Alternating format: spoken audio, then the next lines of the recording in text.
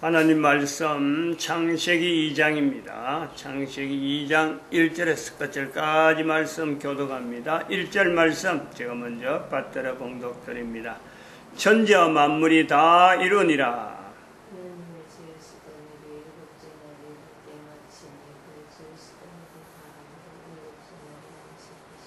하나님이 일곱 자녀를 복주사 거룩하게 하셨으니 이는 하나님이 그 창조하시며 만드시던 모든 일을 마치시고 이날에 안식하셨음이더라.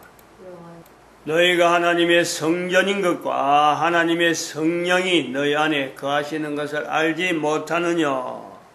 모든 정사와 권세와 능력과 주관하는 자와 이 세상과 오는 세상 일컫는 모든 이름 위에 뛰어나게 하시고 또 만물을 그 발 아래 복종하게 하시고 그를 만물 위에 교회의 머리로 주셨느니라.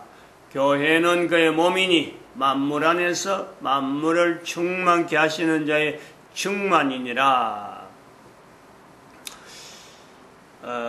창세기 2장에 천지와 만물이 다 이루니라. 이 표현 앞에 우리가 교회라 하는 내 자신을, 내 자리를, 내 위치를 인정해야 된다. 그렇게 하는 것이 성경을 읽고 들어가는 게 좋다. 그러면 어떤 자세일까? 어떤 자세로 하는 것이 교회가 되어질까? 할 때, 크게는 두 내용을 이야기를 했습니다. 하나는 사춘기냐, 사춘기 때는 모든 사람들이 창세기 2장을 어쨌든 간에 이 내용에서 자기 나름대로 하나는 적어도 하나는 붙잡아 나올 수 있는 사춘기라고 하는 기간을 지낸 중에 교회의 5가지 구호라고 하는 이 내용을 이야기했습니다. 그 중에 하나 정도는 자기 거로 만들어야 돼요. 생명체, 그리고 죽음. 생명체니까 죽음은 필연적으로 따라오는 내용에서 죽음. 그 다음에는 그 병, 우리 몸에 생기는 병, 또 병으로 인해서 나타나는 것이 그 죄라고 있는 것이 있다는 거예요. 죄. 병으로서 죽음을 연결하지 아니하고 병으로서 죄하고 연결하는, 생명체로서 죽음을 연결하고 병으로서 죄로 연결하는 어떤 수준의, 존재 수준의 차이를 나타내는 거죠. 병은 코에 숨이 있는 동안에 연결되어지는 것이 연관성이 있다. 그것이 병이고, 또 생명체로서의 죄라고 하는 것은 이거는 우리 인간의 존재 위치가 현재의 코에 숨을 쉬고 있을 때와 또 코에 숨이 끝날 때 이 분명히 연관성이 있는 이 죄에 대한 내용. 그래서 이 네 가지를 하고 마지막에 이제 내 개인이, 내가 생명체로서 있는 모든 우주에 내가 대표라는 개인, 내 개인이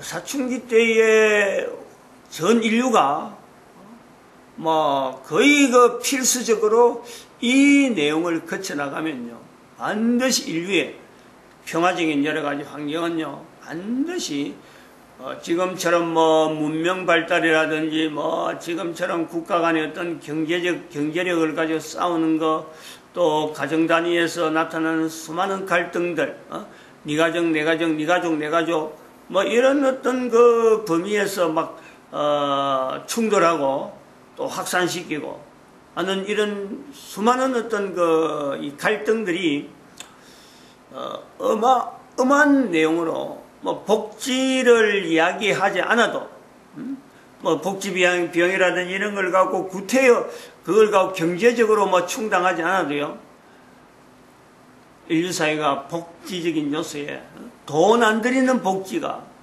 분명히 지금보다는 나아지는, 과거보다 나아지는 복지적인 여러 가지 요소들, 그건 분명히 나타날 것이다. 요 내용을 이야기를 했습니다. 자세. 또 하나 자세가 창세기 2장으로 들어가는 자세 중에서 하나가 또 에베소서 1장 21절, 22절, 23절에서 표현하는 사도 바울의 표현, 그것 자체가 실현되어진 실현. 나타난 거죠. 그 2012년에 가는 연대를 두고 어느 정도 선을 긋고는 2000년 동안 교회라고 하는 이 어떤 흐름이 누가 참 이 교회를 뭐 이렇게 건설하자 저렇게 건설하자 교회 모양을 이래 만들어보자 저래 만들어보자 누가 뭐 진두지혜를 2000년 동안 어떻게 했겠어요? 그 사람이 어떤 사람이다 하고 아무도 연결하지 않는데 근데 교회는 에베소서 1장에 있는 표현대로 예수님을 머리로 하는 이 모토가 어쩌면 목표죠. 교회의 목표, 교회의 목적 또 예수님을 몸으로 하려고 하는 이 흐름이 여전히 살아있는 거죠. 그것이 예언적인 표현으로서 사도 바울이 남긴 어떤 흔적이 교회라 하는 데서 하나의 결정체로 볼 수 있다. 이미 이 교회라고 하는 그 내용을 당시에 남길 때 사도 바울이 교회를 연결해서 남기려고 하는 이 표현은 보통 참 인류사회가 오늘날에 연결해도 지금 우리가 한번 봐도 그렇죠. 아무도 교회를 거들떠 보지도 않는 이런 때에 하나님 앞에서의 그 참 교회를 나타내고 예수 그리스도를 나타내고 성부 하나님을 나타내고 성자 예수님을 나타내려고 하는 이런 고민, 지금 현재로 볼 때 이런 고민을 누가 한다면은 이게 보통 하는 걸까요? 그 짧은 문장 안에다가 집어였는데 이게 보통 그 고민을 한다든지 어떤 좀 예를 쓴다든지 이게 보통이 아니잖아요.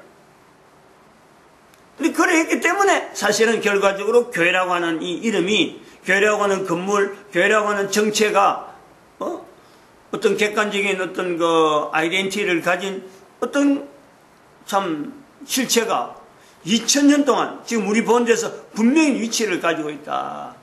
한편으로는 590년, 1500년에 걸쳐서 교회 머리를 예수 그리스도로 하지 않는 그러면서 교회를 쓰고 있는 교황제도가 있음에도 불구하고 뻔연히 교회란 이름을 가지고 1500년 동안 인류를 인류 전체를 대상으로 어마어마한 참 못할 짓을 자행하고 지금도 그래 하고 있는데 그럼에도 불구하고 교회가 가지는 사도 바울의 그 표현 이 자체가 그대로 연결되어질 수 있는 앞으로도 그걸 붙잡고 앞으로 오는 인류 세대는 교회는 어떤 자세로 가야 된다 할 수 있을 정도로 그것이 이어지는 거죠. 그대로 그런 것이 이어지기 때문에 대한민국에 목사하는 사람이 그 부분을 붙잡고 또 이어가는 바톤 중에 한 사람으로서 지금 기여하는 그런 요소가 있다. 그럼 영어는 결과적인 내용에 내 한 사람이 현재적으로 사춘기 때에 고민하면서 적어도 교회 5구조를 고라고 하는 내용 중에서 하나만 사춘기 때 가지게 되면은 사도 바울이 2000년간에 걸쳐서 남겨놓았던 2000년뿐만 아니라 앞으로도 계속되어질 거 아니에요. 그런 내용의 어떤 그 실적에 걸맞는 그 내용이요. 분명히 그 한 사람의 살아있는 동안에 자기가 눈으로 확인할 수 있는 그런 실적이 어떻게 한 개인이 이렇게 변해됐고 이 어마어마한 참 실적 앞에서 본인이 놀라는 그리고 많은 사람들에게 좋은 길을 좋은 어떤 면에 참 혜택이 모든 사람들에게 돈 안 들이는 복지비가 나타날 수 있는 이 내용이 자기가 다른 사람 몰라도 돼요. 자기는 분명히 안다는 거지. 개인은 그런 것이 보장이 될 수 있는 이 두 가지를 비교하는 거죠. 비교. 사도 바울을 통해서 실제로 그 당시에 교회를 나타내기가 얼마나 힘들고 헬라사의 그 시커먼 그 우상덩어리 속에 그리고 이스라엘 백성들 흩어져 있는데 하나님을 부른 사람들이 부르다가도 이스라엘 백성들이 부르다가도 아이고 이제는 하나님하고 우리 관계가 끝났겠다 라고 할 수 있는 그런 상황, 그걸 분명히 염두에 두고 있으면서 하나님에 대한 표현을, 예수님에 대한 표현, 성령님에 대한 표현을 그렇게 나타내려고 했던 그 간절함, 그 어떤 신중함, 그런 자세로 가지고 우리가 교회라고 하는 내용의 창세기 2장에 들어간단 말이죠. 그래서 여기에서 우리는 창세기 2장에서 또 한 사람의, 우리가 가까운 사도 바울을 우리가 보면서 또 하나의 그 사도 바울 같은 위치에 있는 한 사람을 찾아내는 거예요. 그냥 뭐 사도 바울이 그랬겠거니 하고는 뭐 그냥 덮어나는 게 아니라 여기도 역시 마찬가지로 사도 바울 이전에 이스라엘 백성들, 이스라엘 전체의 어떤 역사를 가지고 대상을 이스라엘을 분명히 대상을 하고 나라가 없는 깨어진 참 이스라엘의 나라, 그 뭐 건국이 아니 재건이 되겠다 안 되겠다 어떤 비전도 없어요. 그냥 뭐 참 열성을 가지고 하긴 하는데 그것이 이스라엘이라는 이 비전이 결과적으로 우리가 바벨론 포로 이후에서 이스라엘 백성들 재건하겠다고 하는 에스라의 그 어떤 흔적은 구약 성경에 또 나오니까, 에스라에서 나오니까 그들의 열성과 그들의 정성은요 또 우리가 또 가상하게 볼 수 있는 요소가 있다니까. 정말 참 이런 그 사람들이 움직이는데 동력이 뭘까? 도무지 찾아보기 힘드는, 옆에서 우리가 멀리서 봐도 보이지 않는 내용인데도 그 속에 들어있는 사람은 실제로 현재적으로는 얼마나 답답하고 얼마나 깜깜했겠느냐. 근데 바라는 건 소망은 하나밖에 없었던 거죠. 이스라엘 백성들 나라도 깨졌죠. 이제 구심점이 없고 지역도 없고 있던 사람들 다 흩어졌고 그러다가 나라를 이끌던 지도자는 포로로 잡혀가서 세월을 보내고 70년 보냈으니까 뭐 객지에서 다 죽어버린 거 아니에요. 그 객지에서 죽은 사람 중에서 이어져서 지금 에스라가 돌아온 내용이란 말이에요. 자기의 정체성도 이스라엘이라고 하는 정체성에 좀 애매한 거예요. 지도자로 있던 사람이 가서 죽었는데 그 후손 중에서 이제는 바벨론에서 돌아오는 그 에스라의 입장이 있단 말이죠. 그러면 그 지도자들 다 없어지고 제도 자체가 완전히 옛날 제도와 완전히 달라지고 성전을 건물이 있으면 또한 어떻게 유지될지도 모르는데 건물 자체도 사라지고 막막한데 하나님에 대한 신앙을 나타내기 위한 어떤 몸부림으로, 고민으로, 신중함으로 지금 여기 창세기 2장에 에덴의 동산을, 동방의 에덴의 동산을 창설하시고 라고 하는 여기서 우리가 빌미를 보면서 여기에 지금 바벨론에서 돌아온 바벨론 자체를 겨냥하면서 그것을 그림으로 나타내는 내용이 에덴 창세기 2장에 성경 안에 있다. 이 내용을 우리가 신중하게 접근한단 말이에요. 근데 이 파급이, 이 영향이 얼마나 크냐. 이스라엘 백성들이 사실 우리는 창세기 2장에 있으니까 구약 성경을 다 거쳐 나오면서 창세기 2장에서 있는 에덴 동산을 통해서 구약이니까 구약에 있는 모든 이스라엘 백성들이 에덴 동산에 대한 이미지는 뭐 자연히 있었을 것 같은, 그럼 아브라함 이후부터 언제부터인지 모르면 에덴 동산은 있었을 것으로 우리는 그 이미지가 이스라엘 모든 사람들에게 천국이라든지 어떤 바라보는 마지막 소망에 대한 내용이 있었을 것으로 보지만은요, 실질적으로 그렇지 않을 수가 있다는 거죠. 이스라엘 사람들 중에서도 내세라든지 천국이라든지 그 다음에 다시 부활하는 이런 소망에 대한 내용은요, 이거는요 어마어마한 변화를 거쳐서 이스라엘 백성들에게 정착이 됩니다. 이스라엘 사람들에게, 구약의 이스라엘 사람들에게 천국이라 하는 개념과 부활이란 이런 요소는요 바벨론 포로 후에 어떻게 보면 정립되어지는 하나의 현상일 수가 있다는 거예요. 우리 이것을 놓치면 안 되죠. 성경을 쭉 보면은, 구약 성경을 쭉 보면요, 내세라든지 이런 그 어떤 소망, 장래에 대한 소망을요, 이스라엘 백성들이 그렇게 나타내는 거 아니에요. 그건 실질적이에요. 실질적인. 예를 들어서 가나안 땅으로 가자. 가나안이란 실질적인 요소로 나아가는 거고, 하나님이 통치하신다.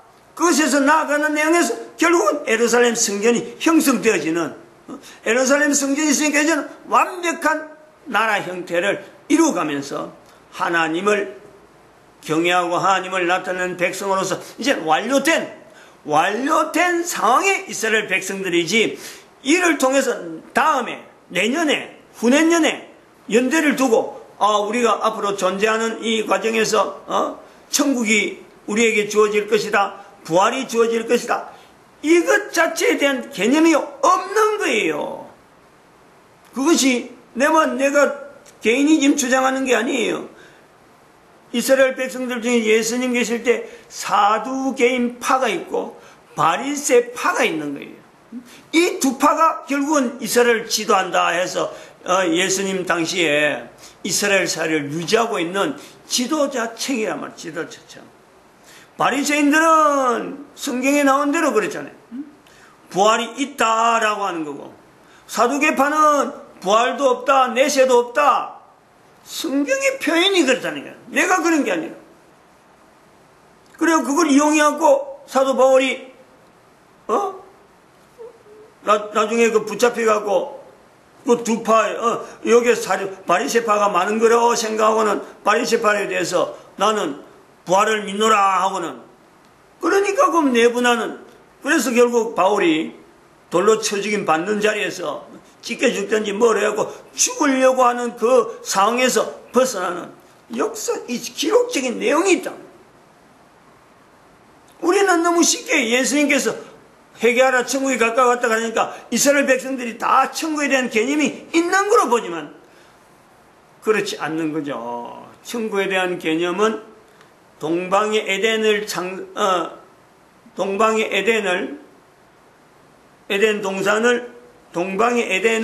에덴의 동산을 창설하시고, 요 표현, 이게 언제 들어갔을까? 아브라함 때 들어갔을까? 안 그러면 모세 때 들어갔을까? 다윗 때 들어갔을까? 어림도 없습니다. 어림도 없어요. 이때요. 이때 동방의 에덴의 동산을 창설한 이런 내용은 어림도 없는 거. 그 동방이 있을 수가 있는 가나안 땅 자체가 바로 그들에게 완전히 자기들에게 참 영원한 어떤 에덴 동산이죠. 그러면 동방의 에덴의 동산을 창설하시고는 지금 이야기한 대로 이런 어떤 환경, 바벨론 포로로 다녀오면서 이스라엘 백성들의 그 피폐해진 하나님을 지향하는, 하나님을 신앙하는 그 내용에 구심점이 쏙 빠졌을 적에 여기에 대해서 어떤 다른 대안으로 나타낼 수 있는 것이 건물을 다시 지을 수 있는 힘은 없는 거고, 나라를 다시 일으켜서 통제하고 뭔가 수단을 하는 것은 그건 또 어려우니까 그건 보장이 없단 말이에요. 지금까지 그리 왔는데 파괴된 거 아니에요. 성전이고 나라고 하는 이 모든 게 얼마나 이스라엘 역사 가운데 아브라함을 통해서 가나안 땅에 이루어보려고 애를 썼는데 그것 자체가 파괴된 것을 하나님의 섭리로 받아들이는 거예요. 그럼 뭔가 다른 게 있다는 거지.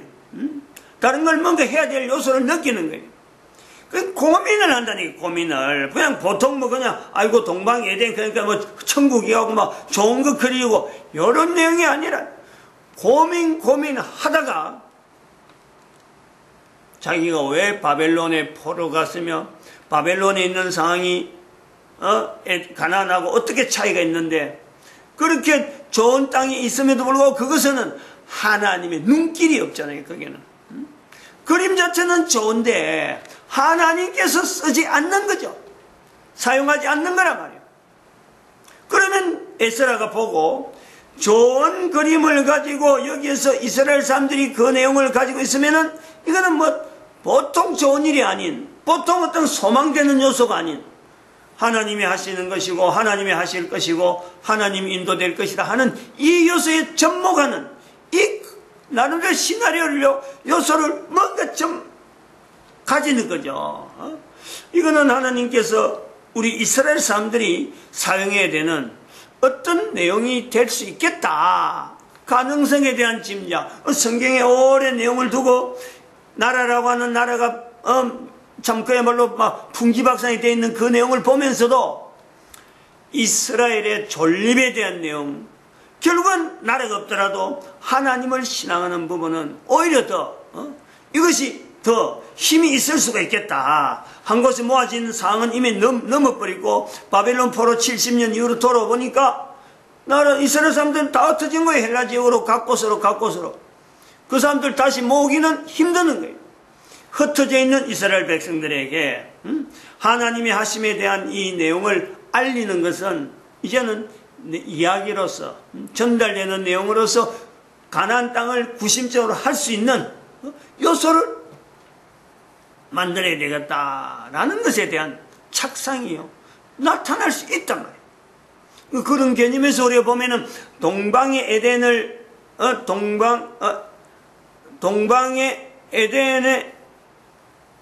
동방의 에덴의 참 표현이 여기 좀 이게 이제 나중에 들어간 그런 어떤 요소가 있어갖고 이게 말이 매끄럽지 못하는 좀 어찌 보면 좀 억제와 같던 왜 동방이란 말을 왜 이었었는 왜 동방이란 요 내용을 우리가 좀 그 에스라 쪽으로 한번 생각해 보면 말이죠. 에스라의 입장을 한번 생각해 보면은 에스라로 볼 때는 동방이 바벨론입니다. 즉 가나안 땅에서 팔레스타인에서 동방은 가나안 땅이에요. 그런데 에스라 시대에 흩어진 이스라엘 백성들을 생각하면은 거기는요 동방이라고 하면은 거의 대부분이 터키 쪽으로 이스라엘 사람들이 터키나 애굽으로 전부 다 이주 거의 다 애굽으로 에레미야도 애굽으로 내려간 내용이 있고 그 다음에는 애굽으로 내려가는 사람은 지금 시리아 쪽으로 해서 올라가면요 그게 좀 터키 지역이에요. 그리고 신약 시대에 사도 바울의 그 위치가 다소잖아. 다소. 그거 전부 다 터키 지역이거든.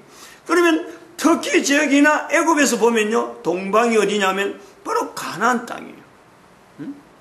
이런 계산이 있을 수가 있다. 그러니까 동방이라는 말이 들어가는 거죠.